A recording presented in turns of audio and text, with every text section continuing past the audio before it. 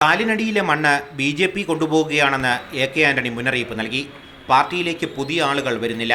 കോൺഗ്രസിനാവശ്യം ഉറച്ച മതേതര മുഖമുള്ള നേതാക്കളെയാണ്.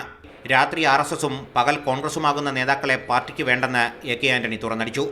പാർട്ടിയില്ലെങ്കിൽ ആരുമില്ല. നേതാക്കൾ പിണങ്ങി നിന്നാൽ പാർട്ടിക്ക് ക്ഷീണമുണ്ടാകുമെന്ന് ഉമ്മൻചാണ്ടിയുടെ സാന്നിധ്യത്തിൽ ആന്റണി വിമർശിച്ചു.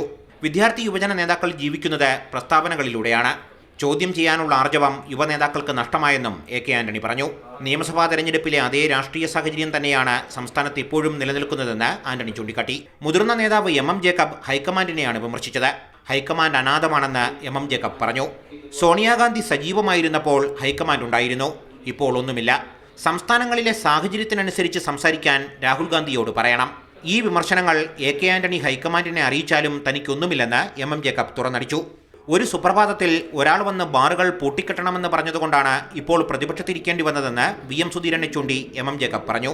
എ.ഐ.സി.സി. നിരീക്ഷകനായി കേരളത്തിലെത്തിയ തങ്കബാലുവിനോട് ആദ്യം തമിഴ്നാട്ടിൽ പാർട്ടി ഉണ്ടാക്കാനായിരുന്നു എം ജേക്കബിന്റെ ഉപദേശം. വിശാല എക്സിക്യൂട്ടീവിൽ വിശദമായ ചർച്ചകൾ ഉണ്ടായില്ല.